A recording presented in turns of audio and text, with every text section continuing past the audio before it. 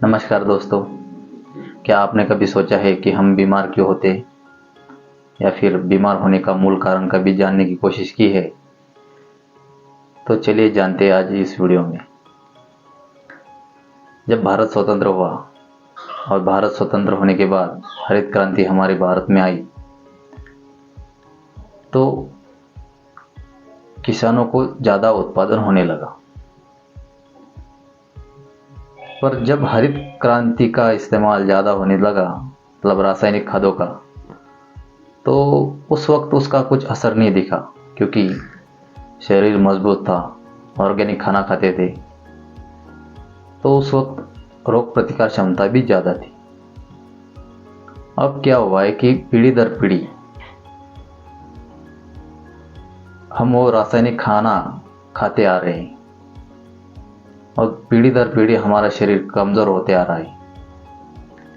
अब अगर ऐसा ही खाना हम खाते रहेंगे तो अगली पीढ़ी, आने वाली पीढ़ी भी और भी कमज़ोर होगी।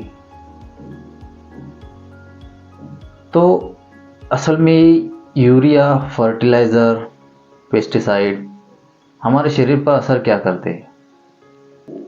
जब फसल के माध्यम से वो यूरिया और पेस्टिसाइड और फर्टिलाइज़र हम हमारे शरीर के अंदर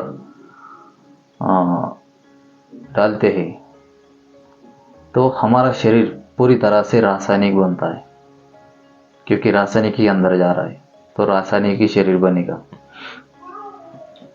तो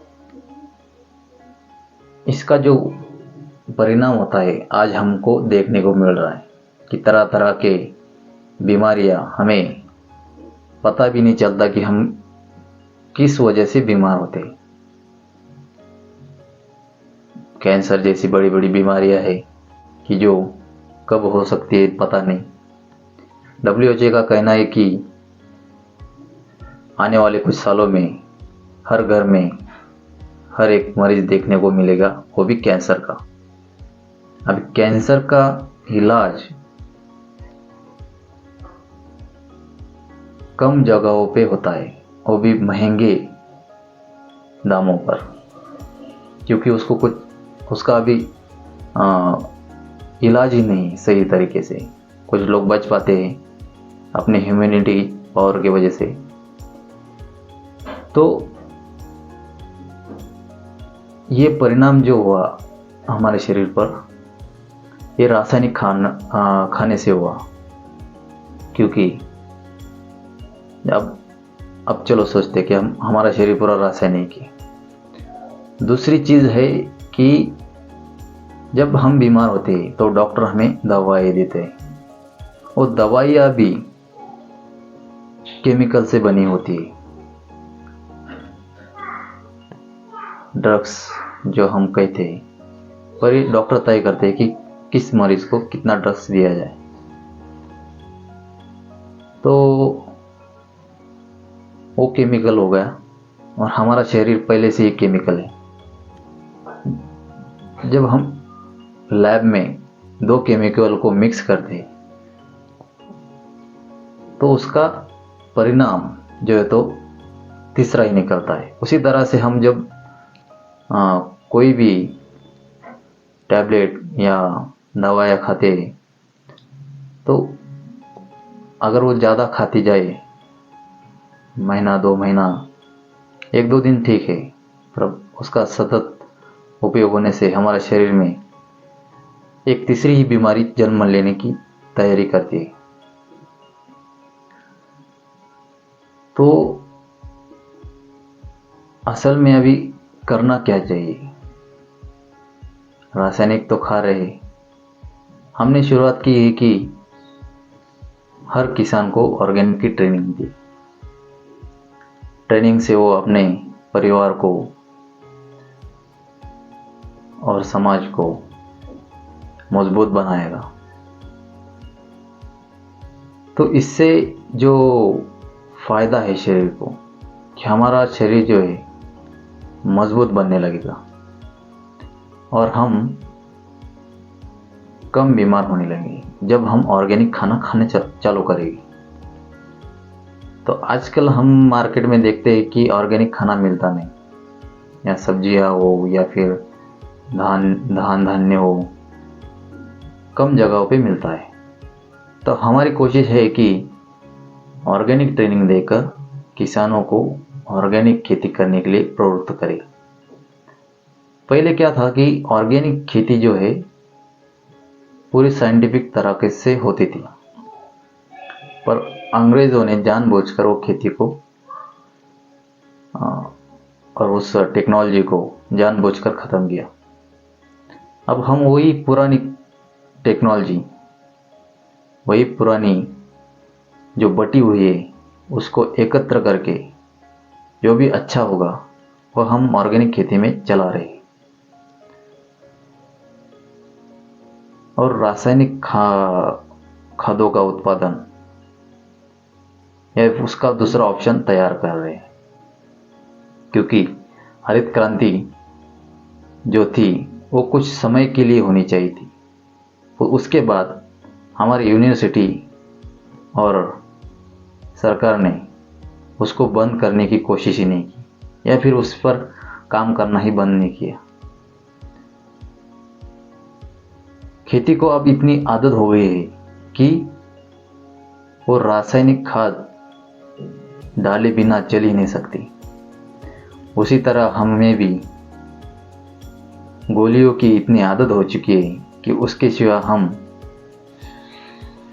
अच्छे चल भी नहीं पाते।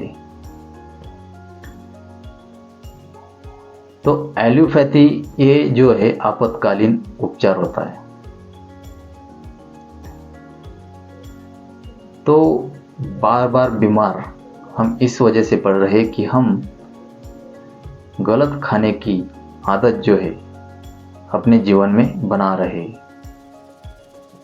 तो जब आप आयुर्वेदिक की तकनीक को अपनाएंगे, आयुर्वेद का पालन करोगे, तो आप अपने शरीर को जानने की कोशिश करोगे। आप खुद ही अपने आप के डॉक्टर बनोगे। जब हम आयुर्वेद की पालन करते हैं तो हमें ये समझ आ जाती है कि क्या सही है और क्या गलत, हमारे पेट को क्या लगता है, हमारे पेट के लिए क्या ज़रूरी है। आयुर्वेद का पहला नियम है कि 12 घंटों के अंदर हमारा खाना पचन होना चाहिए। अगर वो नहीं होता तो उसके दुष्परिणाम देखने को मिलते। हमारा जो शरीर बना है नैसर्गिक तरह से, तो उसका यही नियम है कि 12 घंटों के अंदर हमारा खाना जो है, खाने के बाद वो बाहर निकलना ही चाहिए। अगर वो नहीं निकलता है तो उसके दुष्परिणाम हमको देखने को मिलते हैं। तरह तरह के पेट के आजार होते हैं, या फिर हमारा जो सिर है वो दर्द करने लगता है। कई तरह के और कहीं से भी हमें वो बीमार होना चालू हो जाते हैं। तो पहले क्या था कि आयुर्वेद जो है सभी महिलाओं को पता था। आजकल हम देख रहे हैं कि किसी भी महिला को पता नहीं होता कि सब्जी में जो भी वो सब्जी बनाती है या भोजन बनाती है, कम महिला है जिन्हें पता है, पर बाकी सभी महिलाएं टेस्ट मिलने के लिए ही खाना बनाती है। तो पहले घर की सभी महिलाएं को आयुर्वेद का ज्ञान था। पुरुषों को भी था पर ज़्यादातर महिलाएं, क्योंकि वही खाना बनाती थी। आयुर्वेद का अगर खजाना जो है पहले, तो वो रसोई घरों में मिलता था। रसोई घर में आयुर्वेद की हर चीज़ें हमें मिलती थी। आजकल हम जिसे मसाले कहते हैं, वो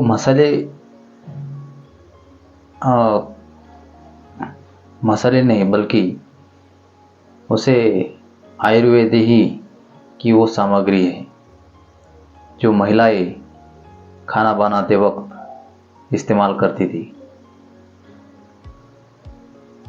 तो उनको पता था कि कौन सी चीज़ें किस खाने में डालनी है।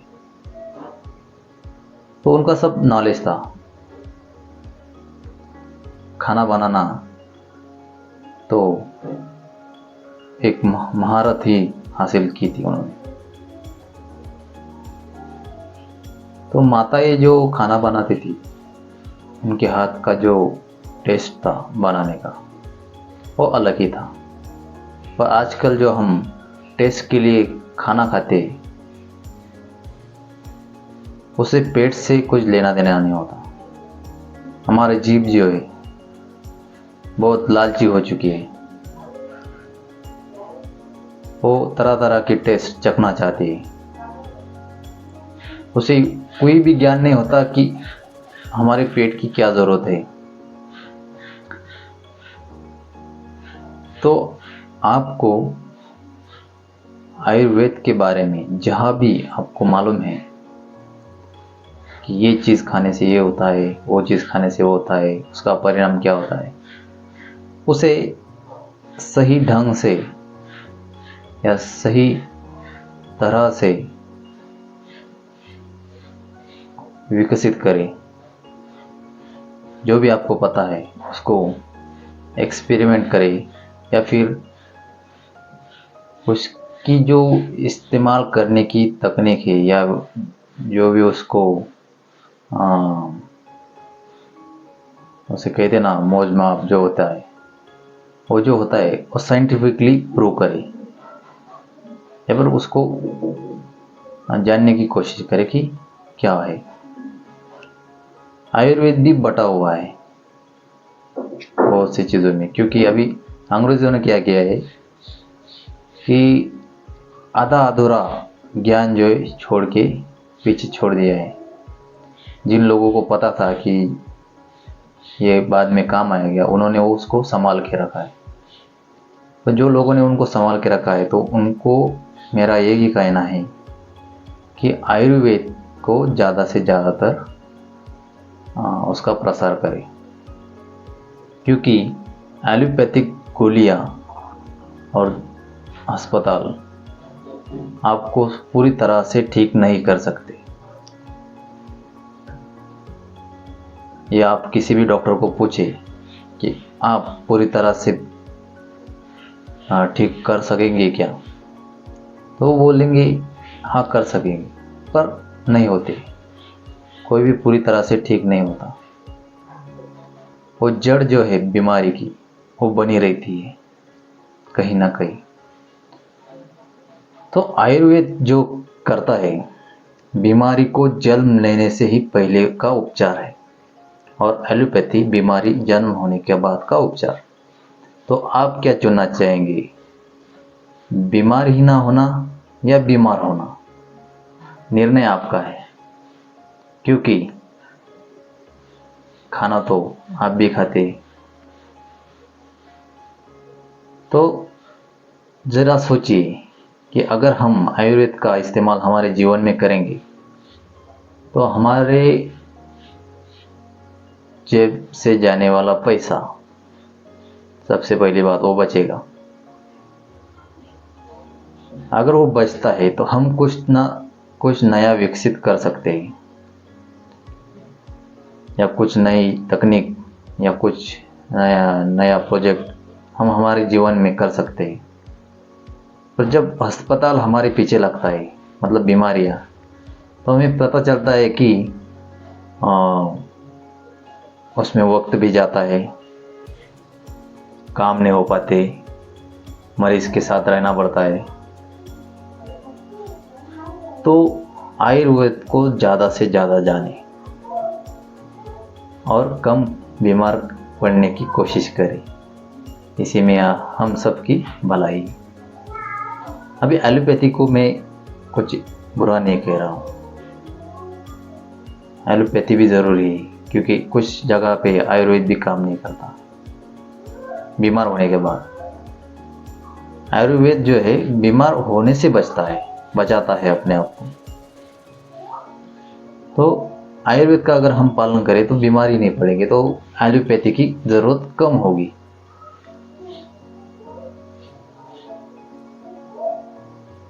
क्या सोचा है आपने, बीमार पड़ना या नहीं पड़ना, सोच कर बताइएगा।